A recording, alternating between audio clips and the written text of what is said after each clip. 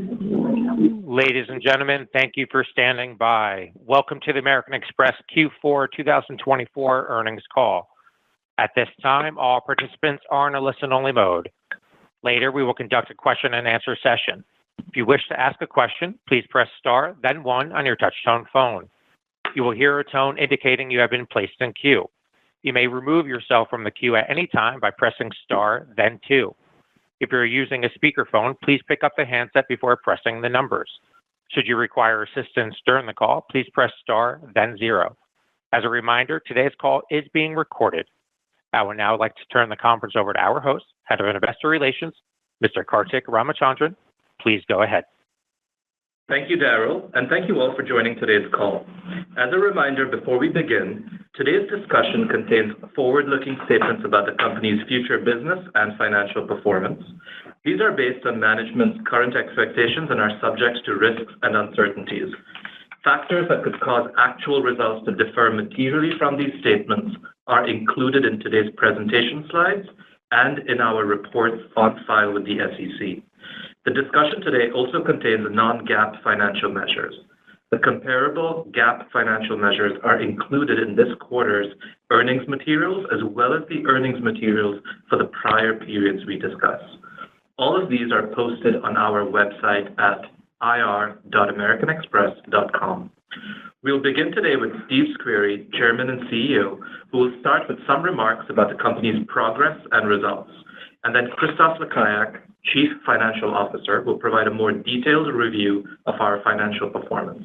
After that, we'll move to a Q&A session on the results with both Steve and Christophe. With that, let me turn it over to Steve. Thank you, Kartik. Good morning, and thanks for joining us. 2024 was another strong year for American Express. We delivered record revenues of $66 billion for the year, up 10% on an FX-adjusted basis, achieving our long-term aspiration. We had record net income of $10 billion, with earnings per share of $14.01, up 25% for the year, which is higher than our long-term aspiration. The great work of our colleagues around the world drove 2024 results that were strong across our key metrics, setting new records in many categories. In addition to record revenues and net income, we had record levels of annual card member spending, record net card fees, and a record 13 million new card acquisitions. We also saw continued high card member retention, best-in-class credit performance, and disciplined expense management. Notably, we exited the year with increased momentum as fourth quarter billings growth accelerated to 8% overall, driven by robust holiday spend. We continue to enrich our membership model, refreshing over 40 products globally in 2024, including the U.S. Consumer Gold Card, which is particularly appealing to Millennial and Gen Z consumers, as well as refreshing our Delta co-brand cards. We also enhanced our dining portfolio with the acquisitions of TOC and Rome, and we launched several new top-tier sponsorships and experiences, such as our multi-year global partnership with Formula One. Our U.S. small and medium-sized enterprise customer base continued to grow with strong new card acquisitions throughout the year, and we saw an improvement in small business sentiment in the fourth quarter, which linked to stronger organic spending by our small business customers through the holiday season. A key driver of our growth is the ongoing global expansion of our merchant network. We added millions of new merchant locations globally in 2024, and we reached an average of 80% coverage across our top 12 international countries, with coverage in travel and entertainment categories well above 80%. That's an increase of 8 percentage points from 3 years ago. These results clearly show that our strategy of backing our customers by investing in our value propositions, coverage, marketing, technology, and talent is working. As we look ahead to 2025, American Express will be celebrating a major milestone, our 175th year in business. Our company's history is one of innovation and growth.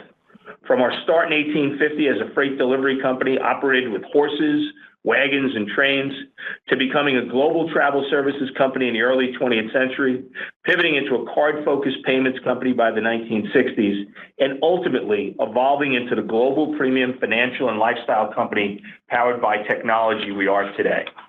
Our longevity has been fueled by talented colleagues who have delivered a steady stream of innovative products and services that are focused on serving premium consumers and businesses of all sizes, and who have stayed true to our brand that has been built on trust, security, and service since our earliest days. I've discussed over the past several years, we've continued the cycle of customer-focused innovation, which has been largely responsible for resetting the growth trajectory of the company. We believe our growth is sustainable. We're confident that we will continue to bring in large numbers of new premium customers, especially millennial and Gen Z consumers and small businesses, while also maintaining high growth across our international business. In looking at the external marketplace, we continue to see strategic opportunities to sustain our growth. For example, in the U.S., fee-based consumer premium cards are the fastest growing part of the industry, and we have about 25% of those cards, indicating a continued upside opportunity. Across the industry, the number of millennials and Gen Z consumers with premium products are growing at an even faster rate, and we're adding highly creditworthy customers in these cohorts faster than the industry, with substantial room to continue this growth. It's clear that our premium products are resonating well with these age groups, whose spending needs will continue to expand as they move forward in their lives and careers, with many likely to also start new small businesses in the coming years. In SME, we see continued growth opportunities in the U.S., where we expect to continue adding new small business customers and expanding our offerings to meet more of their needs beyond the card, such as lending, checking, and cash flow management. And when we look at international, which is our fastest growing segment, we are underpenetrated in both consumer and SME. We have an average of 6% spend share across our top 5 countries, which represent almost a third of the revenues outside the U.S. International SME in particular is growing off a small base, and with the differentiated products and capabilities we offer, we have an opportunity to continue our rapid growth in this part of our business. The long runway for growth we see both in international consumer and SME, coupled with the opportunities we have to continue expanding our merchant coverage across the globe, gives us confidence that we can sustain our growth trajectory outside the U.S. So as we look at this year and beyond, we're going to continue with our strategy of investing at high levels in innovative value propositions, marketing, and technology to drive growth. This includes our ongoing focus on our product refresh strategy. Currently, we're refreshing between 35 and 50 products a year, and we're planning to maintain that pace in 2025, along with other enhancements to our membership model for both our consumer and commercial customers. Turning to guidance for the year, we expect 2025 revenue growth of 8 to 10% and EPS of $15 to $15.50, or a 12 to 16% increase over 2024, adjusted for the certified gain. Regarding our thinking in establishing this year's guidance, as we've said, card member spending is the largest component of our total revenues. In putting our plan together, our assumption had been that steady billings growth we saw through most of 2024 would continue in 2025, but the fourth quarter spend numbers were stronger than we expected. While it's too soon to tell how this year will play out, we're encouraged by that increased momentum we saw exiting 2024. For now, we're assuming 2025 billings growth will be similar to full year 2024 number. However, if spend growth continues at the elevated Q4 level throughout this year, we would expect to come in at the higher end of our revenue range, all else being equal. I'll now turn it over to Christoph for additional commentary about our results and our 2025 guidance. Thank you, Steve, and good morning, everyone. Given we are at year-end, I will discuss both our Q4 and full-year results. Starting first with our full-year performance, 2024 was a strong year with 10% revenue growth on an FX-adjusted basis and EPS of $14.01, up 25%. And we continue to deliver superior returns driven by our spend and fee-led model as we ended the year with an ROE of 35%. Notably, we also returned $7.9 billion of capital to shareholders this year, which included the certified gain. We saw a stable spending environment for most of 2024 with an acceleration in spending as we exited the year. We continued to see healthy loan growth, and we achieved record net card fees. We achieved these results while maintaining our best-in-class credit performance, investing at high levels for growth, as well as driving significant operating leverage. In sum, the building blocks of our financial model are performing well. and drive our confidence in the year ahead. Now, taking a closer look at total bill business performance on slide 3, robust spending during the holiday period by our premium customer base helped generate 8% FX-adjusted growth year-over-year in Q4, an uptick from the 6% range we saw for the past few quarters. The increase in growth was broad-based across both T&E and goods and services categories, across geographies, and across every customer segment, as we'll see in a moment. In addition, transaction growth also accelerated to 10% in the quarter, reflecting greater engagement from our card members. I'll highlight a few key points as we look at spend trends across our businesses over the next few slides. U.S. consumer spend was up 9% year-over-year in the quarter, as strong holiday spend drove momentum versus Q3. Growth accelerated in both G&S and T&E categories, with performance a bit more concentrated in this strong holiday shopping period compared to the rest of the quarter. Looking across generations, Millennial and Gen Z spend continues to grow faster than the other age cohorts, up 16% in Q4 versus last year.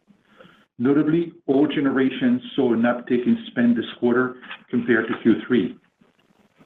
Commercial services spend was up 4% versus last year for the quarter, with U.S. SME growing 3%, a bit of an uptick from the past few quarters as organic spend growth improved a bit sequentially.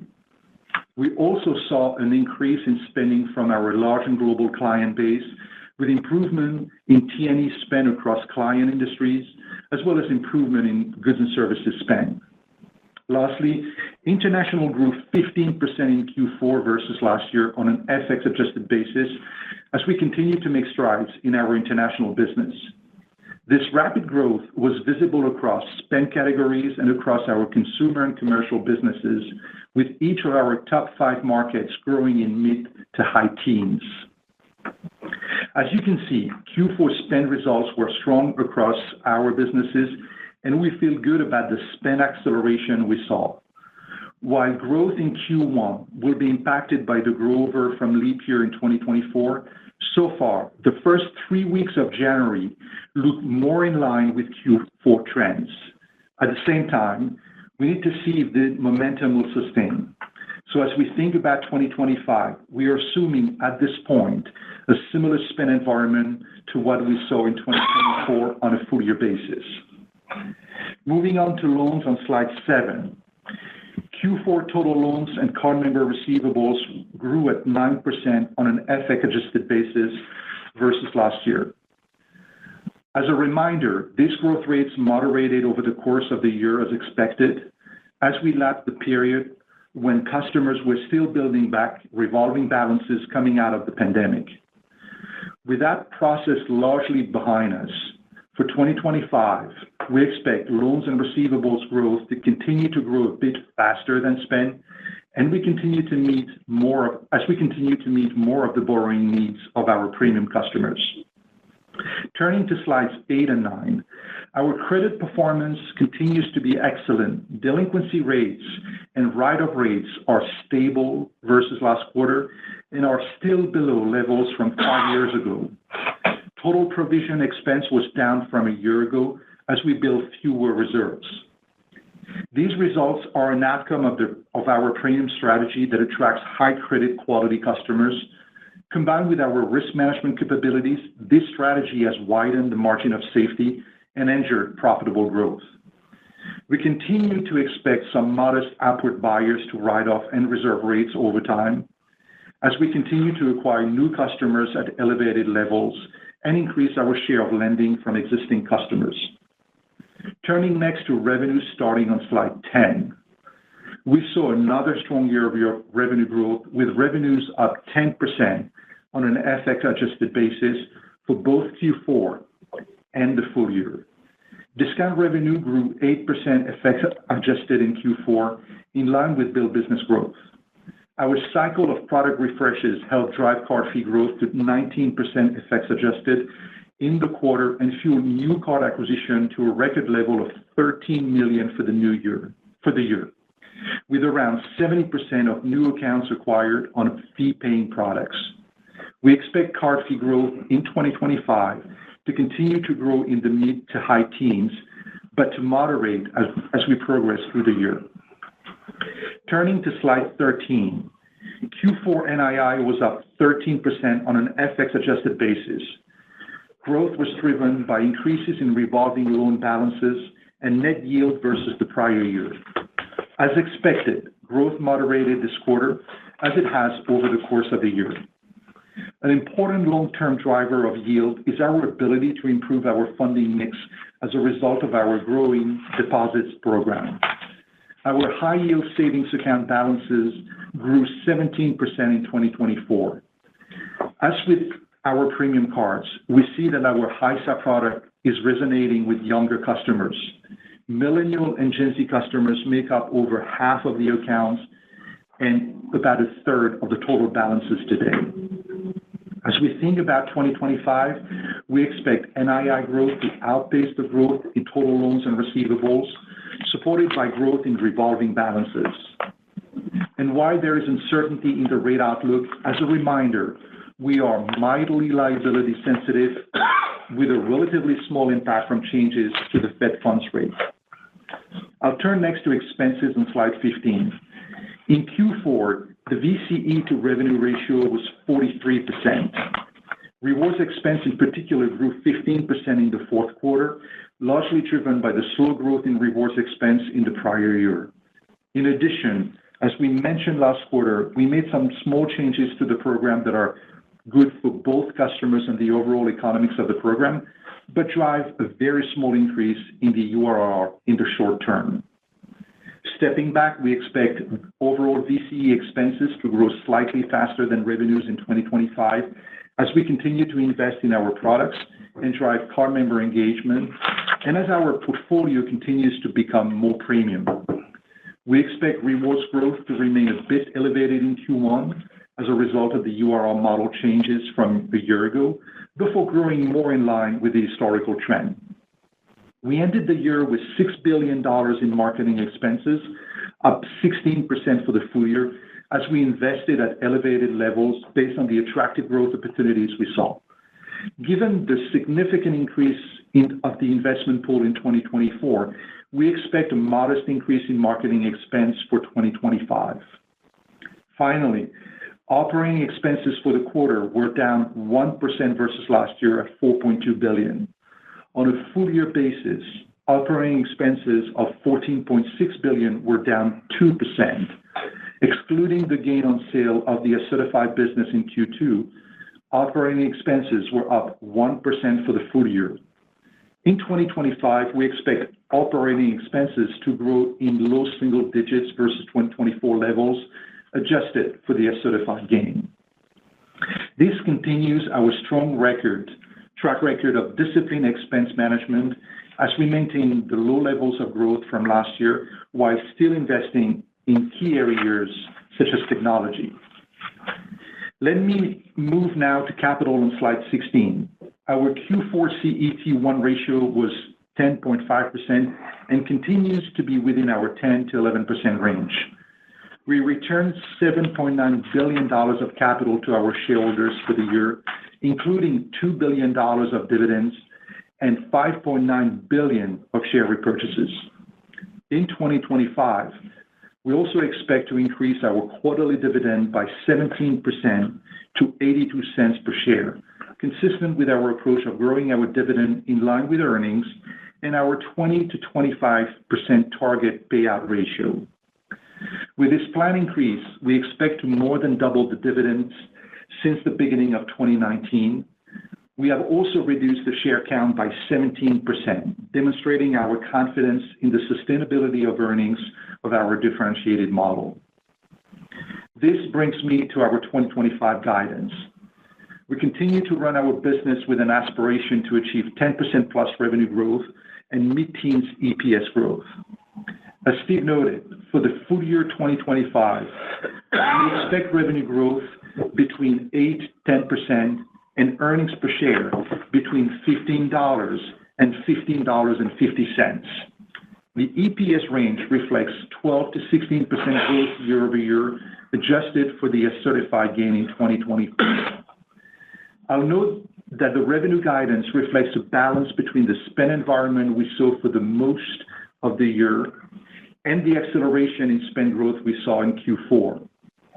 If the spend momentum we saw in Q4 were to continue, we would expect revenue growth to be closer to the high end of the range, all else equal.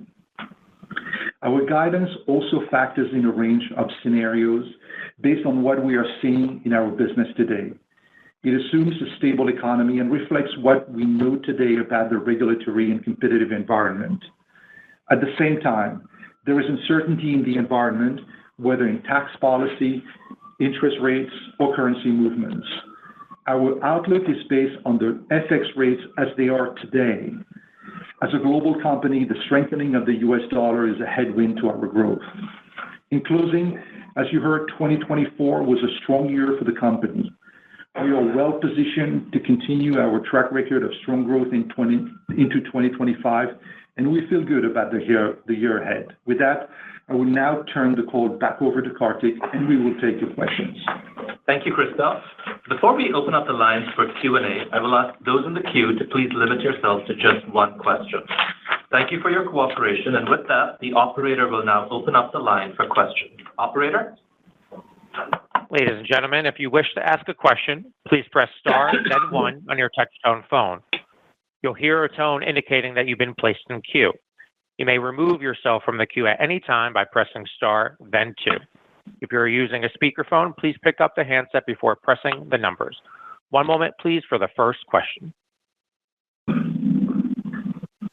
Our first question comes from the line of Ryan Nash with Goldman Sachs. Please proceed with your question. Hey, good morning, everyone. Morning, Ryan. I didn't want to disappoint you, Steve, so I am going to ask about revenue growth.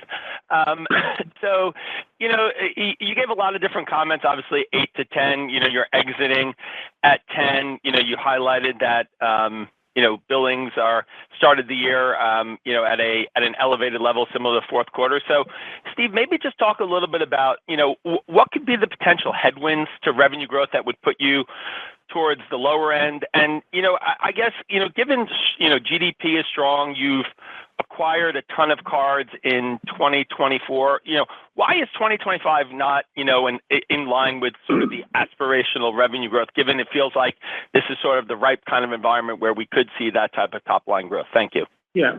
So I would say that it is in line. I mean, we give a range, and that range has our top end. The 10% at the top end is in line with our long-term aspiration. Just like this year, we did hit our long-term aspiration, not only for the quarter, but for the year on a full year basis. So what would cause you to go sort of below, middle, or at? I think what you have to look at last year is a lot of our consumer customers were building balances. And so you had some pretty strong NII growth. And that sort of moderated a little bit as we got into the year.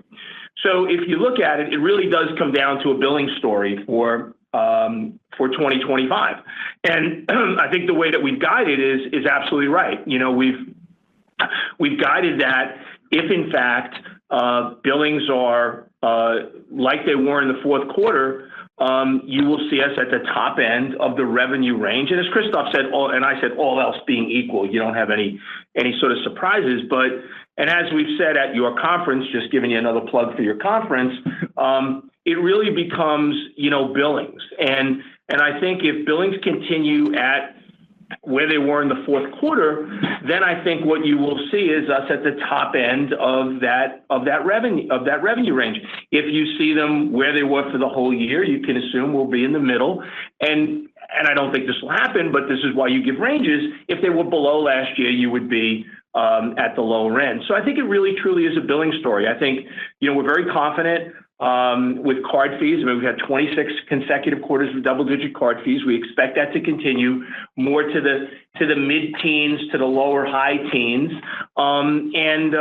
NII will continue, albeit at a little bit of a lower growth rate than you saw in the first two quarters of last year. So I think the guide is truly in line with what we said. I mean, last year we went 9 to 11, and we came in at 10, and we said it was about billings, and we got billings in the fourth quarter, which pushed us over the line. So we're just providing guidance that incorporates all those scenarios. Thank you. Our next question comes from the line of Sanjay Sakhrani with KBW. Please proceed with your question. Thank you. Good morning. Maybe just, thank you, Steve, for getting in front of that question on the revenue guide. I appreciate that. I guess just a follow-up, if we were to think about where the acceleration came from in spending, I know, Christoph, you kind of mentioned it was balanced, but maybe can we get a little bit more deeper into that so that we can figure out like how much could sustain itself over the course of the year? And then, so is it more discretionary versus travel type? And then if we think about the upside to the revenues, I mean, do you think that there would be an upside to the EPS range, or that's pretty static? No. So let me deal with the EPS range. I mean, one of the things that we've done over the years is if we've had opportunities to invest, we've invested. Now just take a look at this year. This year, we provided our guidance at the beginning of the year. It was obviously lower than what we ended the year with, and our expectation was that we were going to, reinvest the certified gain, but we wound up using that to buy shares back, and we increased our marketing by $800 million. So we want to keep the flexibility if we have, good investment options to invest back in the business. Having said that, if in fact, we had a year like we had this year, where not only do we have good investment options, but we could also exceed EPS, we would do that. So I think as you start to get to the high end of that revenue range, what winds up happening is management has to make a decision. Do we reinvest in the business? Do we drop some more of that back to shareholders?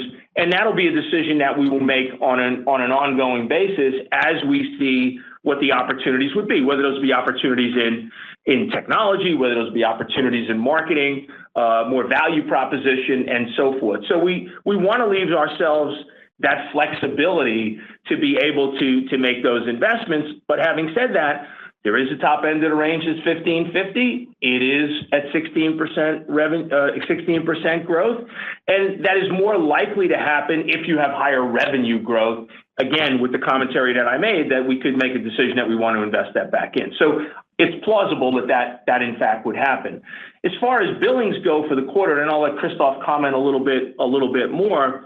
I think what you saw across the board, you saw consumer come up. It was 9%, which was 2 points above where we had been running. We saw more organic spend lift in SME, which made SME from 1 to 3, and that's still not where we want to be from an SME perspective.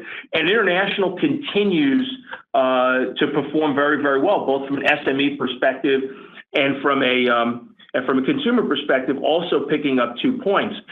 Travel was higher this particular quarter, and particularly airline. Airline doubled sequentially quarter over quarter, 13%. The more surprising number, I think, was front of the cabin up 19%, and restaurant continues to be strong. So T&E was very, very strong in the quarter for us. And Christoph, I don't know if you want to add anything else. I don't have a lot because you covered most of it. The only thing I will say is that the holiday shopping season was especially strong for us.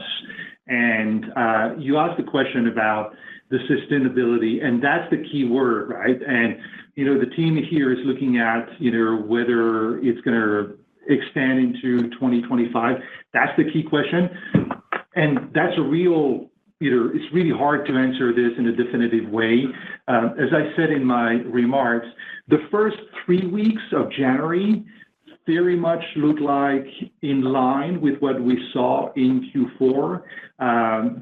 But there's like 49 more weeks to come, and we don't know how it's gonna play. So more to come on this, but what we saw so far looks very strong. Thank you. Our next question comes from the line of Erica Najarian with UBS. Please proceed with your question. Hi, good morning. Just wanted to continue to unpack the billing story for 2025.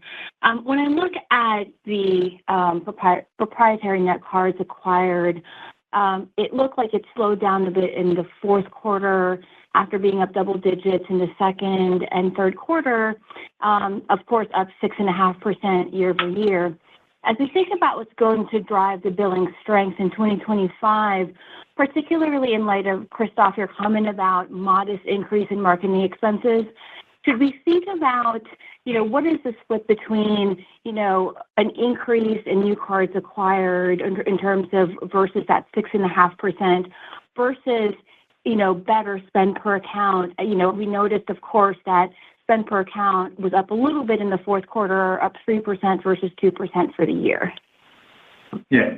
So there's a lot in your question, Erica. Let me try to address most of the points. The first thing is that it's very hard to read a lot in the quarterly distribution of NCA. And there is definitely not a good alignment between the marketing spend in a quarter and the NCA in the quarter. There is like a time difference between the two because of the accounting around how we account for the welcome incentives. But the point here is that we invested a lot in 2024, and we got a lot of cards, 13 million cards, which is a record for the company. As you think about how this is going to play out and the math we're doing about the 2025 spend, as you know, the way we think about billing growth is like we split it between what's coming from this recently acquired card members, what's coming from organic, which are the growth coming from the tenured card members, and the last piece of the puzzle is attrition. The expectation that we have for 25 around attrition is consistent with what we've seen over the last, I would almost say the last 4 or 5 years, is that it's going to be like very stable, very low. There's not a lot of attrition going on here in terms of the billing growth. The contribution coming from organic is the one that is the hardest to predict. And that's the source of the softness we saw in Q4. And that's what is the positive performance that we saw, the softness we saw in 2024.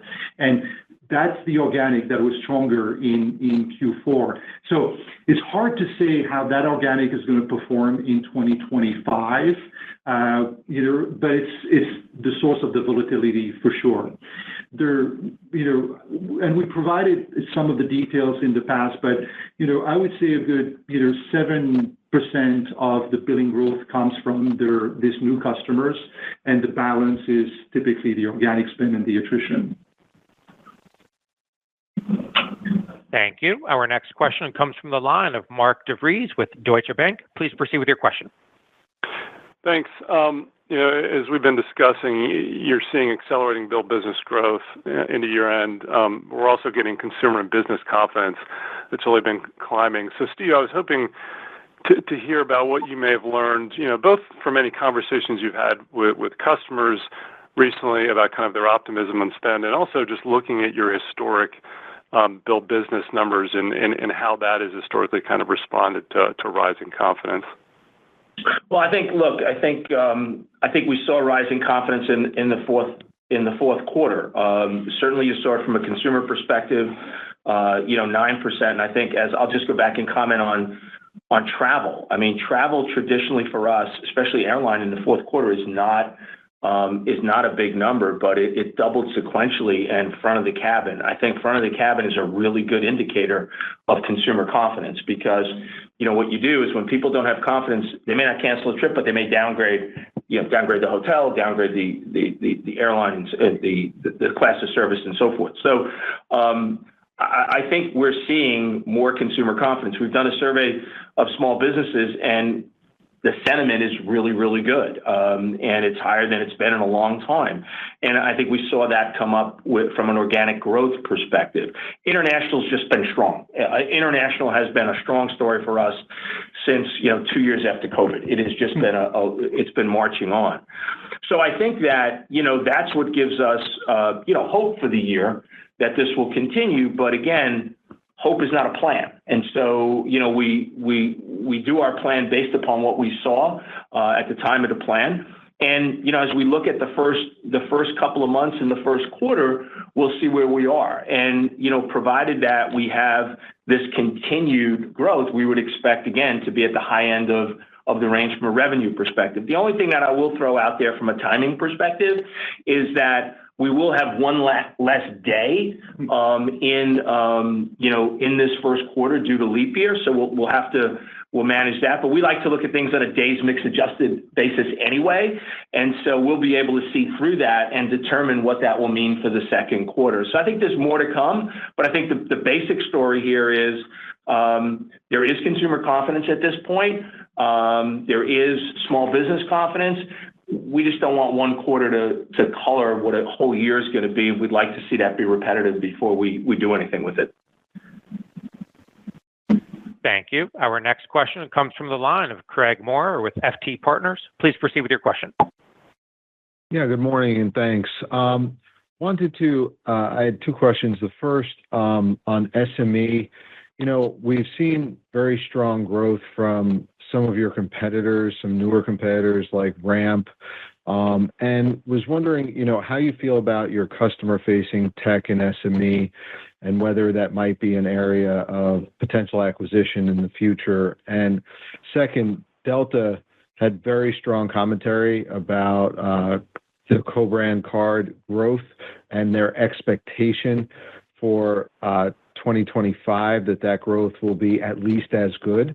So I wanted to ask you how that lines up with your thought process on the travel space and how the Delta book's been comping versus the rest of the book. Thanks.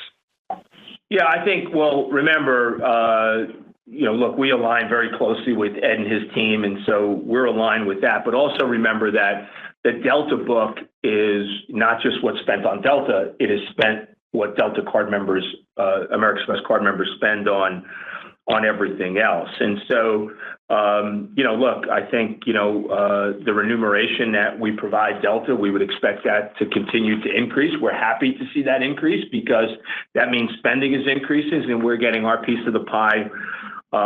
We're getting our piece of the pie as well. So I think it bodes well for travel, and I think that, we saw that in the fourth quarter, and we hope that continues. And I know in my conversations with Ed, he feels very confident about this year, and I think that's how he spoke about it, during his earnings call. As far as SME tech, look, we constantly look at ways to improve the customer experience, and obviously, I'm not going to comment on acquisitions or things like that, but we feel good about where we are and the progress that we're making, especially with our Cabbage acquisition and so forth. And yes, we keep our eye on Ramp, Brex, and everybody else that's out there. They are working from a smaller base, but they have good products and they're making some inroads, and we will make sure that we are responsive to that. Thank you. Our next question comes from the line of Don Fandetti with Wells Fargo. Please proceed with your question. Good morning. Steve, it looks like the Capital One Discover merger is going to go through. Any thoughts on the competitive impact? I know they don't have, incremental affluent consumers, but, it's more scale, ability to build lounges, and they do compete in, SME. Yeah, look, I think, Rich is a really smart CEO, and I think it's a really good deal for them. Picks up a debit network and picks up a lot more scale at, I think he becomes the largest credit card lender in the United States with that. Discover, is a multifaceted company, not only with debit and credit cards, but with a bunch of loans and what have you from a car, student, and so forth. So I think it fits very nicely in with their with their strategy. Capital One with Venture X is making inroads. Within the premium space. I think we continue, though, to more than hold our own. And look, they're a formidable competitor, but, I think also they'll have their hands full with integrating, Discover over the next couple of years. And we will continue to evolve our products with our product refreshes. And, we look forward to competing with them. Thank you. Our next question comes from the line of Rick Shane with JP Morgan. Please proceed with your question. Thanks for taking my question. Hey, Steve, one of the key initiatives of your team and your tenure is the increased focus on experience as an incentive versus reward. The impact on account growth has been significant, well understood. Is it fair to say that the other benefit besides growth is that there's higher operating leverage because there's more fixed costs associated with experience than there is with traditional rewards? Yeah, it's a good point. I think that you're absolutely right. You do have more fixed cost when you're doing sort of experiential sponsorships. You have more fixed costs when you're doing lounges and things like that. Than you do when you're on a variable rewards basis. The trick is with that piece of it, though, is that as you continue to grow, it's just like technology, right? You have X amount of mainframe capacity or servers or what have you, and then as you get big, you need to add a little bit more, but then you grow into that scale. And so I think that's what you're seeing. And as we expand some of our lounges, we'll be making some more investments, not only in new lounges, but we'll be expanding some of the existing lounges as well. But I think that's part of the calculus for us is that, our card members, while they like the rewards, they also like all the experience and the access that we put around it. And so by making sure that we're balancing our investments in these areas, we're able to give people the best of both worlds. And that's what we strive to do. And it also enables us, again, to lever a little bit more fixed costs across a wider base. Thank you. Our next question comes from the line of Jeff Adelson with Morgan Stanley. Please proceed with your question. Hey, good morning. Thanks for taking my question. Morning. Steve, I was wondering if you could shed a little bit more light into the planned product refresh strategy for this year, where you might go with that. I know you previously talked about refreshing every 3 to 4 years, and Platinum, US Platinum is one that's sort of been sitting out there since 2021. And Christophe, I was wondering if you could maybe shed a little bit more light into your credit commentary. The credit's been doing pretty well. It seems like it's outperformed what you've been looking for, stable this year. You talk about why you might be expecting a little bit of a modest increase from here. Is that conservatism on your part, or do you think you could actually see a better result than that? Yeah, so I'll disappoint you with the first answer, but so look, we're gonna do between 35 and 50. I'm not going to comment on which ones and pre-announce. I think that we'll let you speculate on what's going to happen. But we look to refresh products on an ongoing basis, and also when we feel the need that those products need refresh. And so you'll just have to wait and see what we come out with. But we have 11 more months to go. So, good morning, Jeff. On the credit metrics, the first thing that I'm going to say is that we are still materially below where we were pre-COVID, unlike, I think, most of our competitors. So that tells you something about, the performance from a credit standpoint. It says as well that all the growth that we generated over the last few years was very much focused on in the premium space.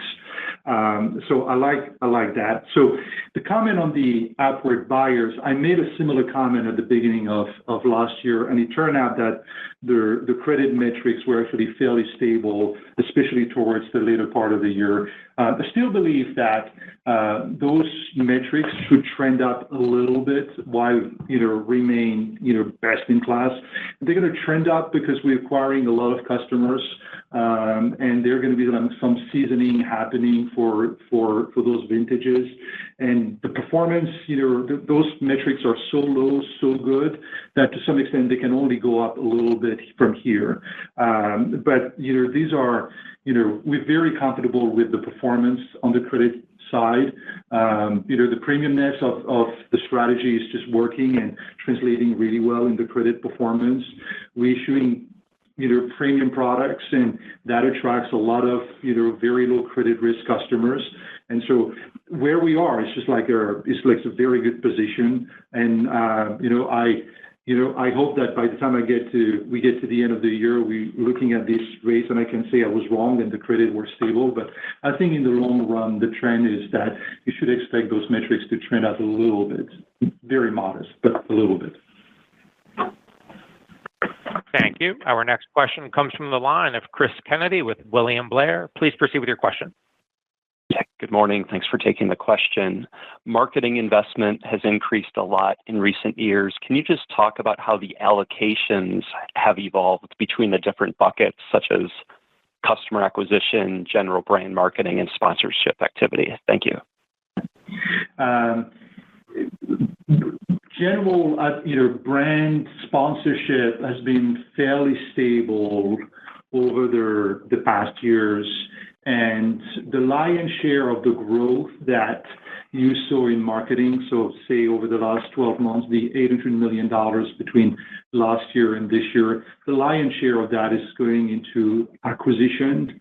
Then we split it between what we call consumer acquisition versus prospect acquisition. Customer acquisition, refers to upgrading and companion cars, and these are very attractive investments. So we try to find the right balance between investing in deepening the relationship with our current customers and prospect acquisition. So I don't have the split between the two, but we typically try to fund first that customer acquisition, which is the most attractive in terms of return, and we look at the opportunities that exist in the market, and we maintain our very strict standards in terms of underwriting and returns, and try to maximize that. So we have a sophisticated process to optimize those marketing dollars, but at a very high level, I think that's the story. Thank you. Our next question comes from the line of Moshe Orenbuch with TD Cowen. Please proceed with your question. Great, thanks. Most of my questions have already been asked and answered, but maybe could you drill down a little more on the SME business? You saw a little bit of acceleration in the fourth quarter. Any thoughts either about the trends and momentum there more specifically, or plans? I know, Steve, you said you didn't really want to talk about plans for refresh, but are there things that we should be looking for in 2025? Well, I think mostly, what I would say about SME, which is, we still continue to acquire the same amount of SME customers that we've been acquiring, and our attrition is the same. It really continues to be an organic story. And organic spending has still not come back to the levels that we saw sort of pre-COVID. And so if you look at what's happened from an SME perspective, during COVID, organic spending went all the way down. Coming out of COVID, it really started to ratchet up, and then it sort of normalized a little bit. And then you had inflation, higher interest rates, and so forth. So I think we started to see the deceleration of organic spending stop and start to turn around. What I think the story will be with SME is that we can get that back to a 3% organic lift. You will see that. You will see SME then be more of a contributor to overall billings than it is right now. So it truly is an organic story. And as I said, as you pointed out, I'm not going to talk about refreshes, but I think it really comes down to small business confidence. And it's not an acquisition story. It's not an attrition story. It truly is still an organic story for us. And I think the industry is still seeing that as well. Thank you. Our next question comes from the line of Brian Ferrand with Truist. Please proceed with your question. Hey, good morning. I hate to use my question on FX, but is the 8 to 10 FX adjusted guide or GAAP? And because I think you mentioned you assume the dollar stays here. And then can you remind us the EPS impact? I know there's some expense and hedging. So is there any appreciable EPS drag we should think about embedded in the 15 to 15.50 range? Yeah. So thank you for your question, Brian.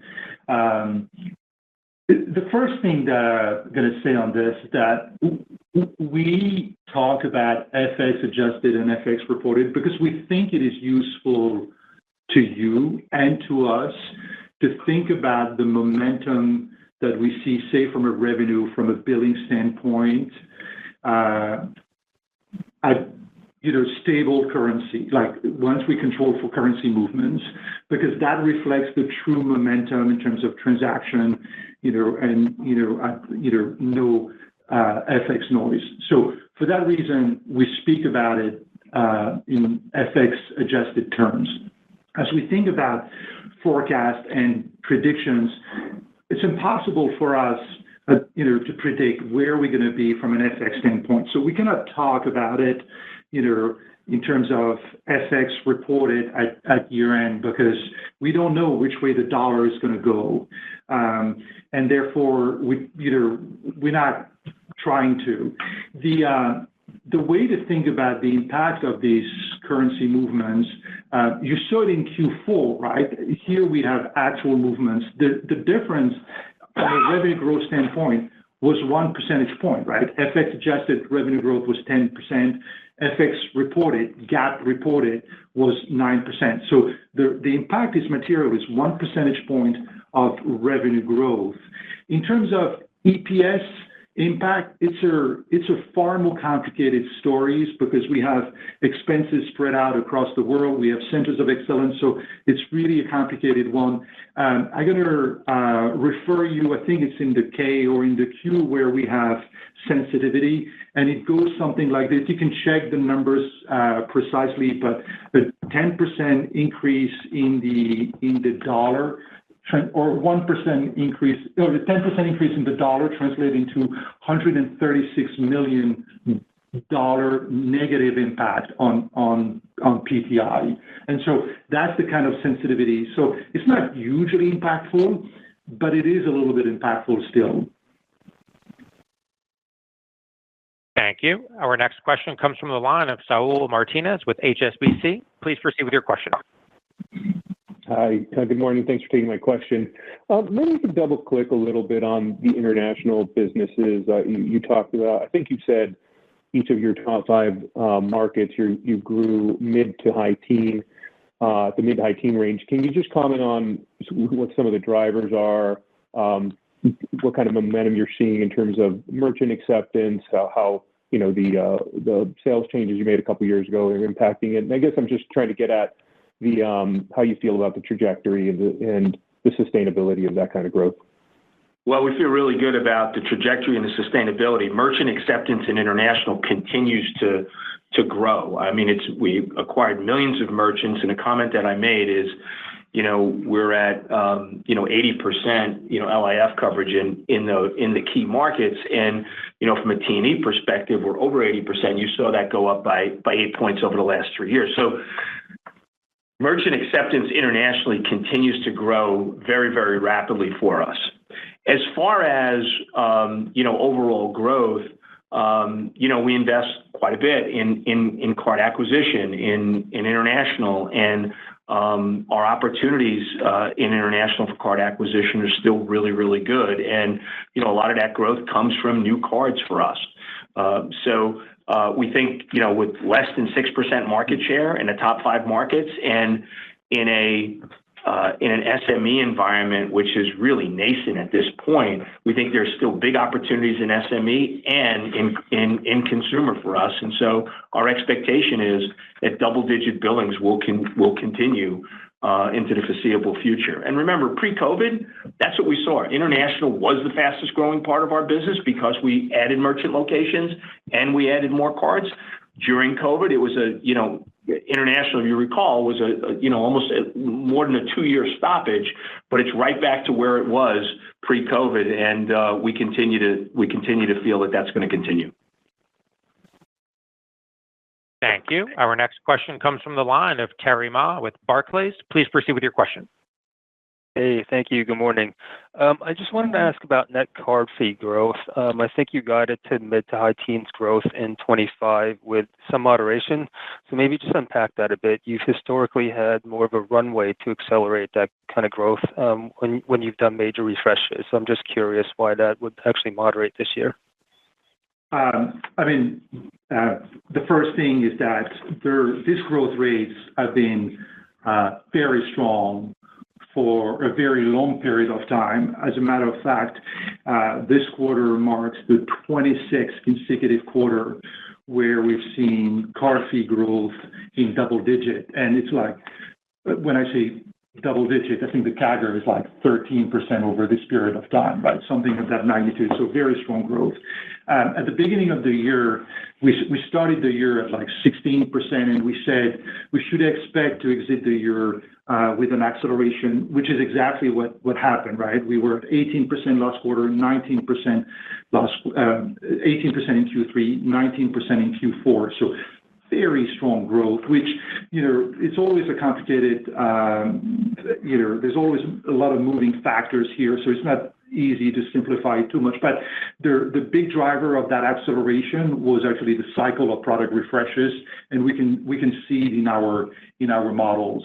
And therefore, as you think about 2025, that acceleration that we saw in Q3, Q4 is still going to play out in Q1 2025, and afterwards it should trend a little bit more like what you saw at the beginning of 2024, which is this mid-teens growth rate. So still continuing on a very strong trajectory of card fee growth. I just want to remind as well that on these 13 million cards that we acquired this year, 70% are joining the franchise on a fee-paying product, right? So that supports that growth together with the very strong renewal rates that we see as well. So it's been a very successful story for us, not only recently, but over the last 5 years, and that success is going to keep on in 2025. Thank you. Our final question will come from the line of Mihir Bhatia with the Bank of America. Please proceed with your question. Good morning, and thank you for taking my question. Maybe I just wanted to take a little bit of a step back and a big picture question for you, just about competition from fintechs and how that has been evolving. You talked a little bit about it on the commercial side earlier in response to Craig's question, but maybe just talk about it on the consumer side as well. Specifically, I was wondering, we've been seeing some pretty rich cashback offers from some of the newer entrants in the market, if you will. Is that starting to have any impact on drawing customers away from the traditional rewards card? And just what are you seeing on competition there from the fintech in the consumer side? Thank you. I would say I'll go back to the answer I gave before. I think Rick Shane asked the question before about how we invest. I think our card member is a little bit different, and they're really not really focused on cashback. We have cashback products for those that like it, but our card members are more focused on a balance between rewards, experience, and service. And so from a fintech perspective on the consumer side, we really have not seen anything. Not that we don't look at it, not that we're not aware of it, but again, it's about knowing your customer. And our customer, is one that really does value that experience, access and service, as well as having rewards with it. So, and that's not something that the fintechs have been able to really replicate. Again, it is more of a cashback product. On the SME side, it's technology integrated with card, and we're very aware of that. And as I said, we'll we'll take the appropriate steps to address that. So on a consumer side, though, no, we have not seen any inroads at all. And, if you look at it, our card acquisition, we don't unpack it, but our card acquisition from a consumer perspective was at record levels as well. So, we had high consumer cards that we've acquired. So, nothing to see there at this point, but again, we'll continue to watch it. Steve, thank you. With that, we will bring the call to an end. Thank you again for joining today's call and for your continued interest in American Express. The IR team will be available for any follow-up questions. Operator, back to you. Ladies and gentlemen, the webcast replay will be available on our investor relations website at ir.americanexpress.com shortly after the call. You can also access a digital replay of the call at 877-660-6853 or 201-612-7415, access code 13750743 after 1 p.m. Eastern Standard Time on January 24th through January 31st. That will conclude our conference call for today. Thank you for your participation. You may now disconnect.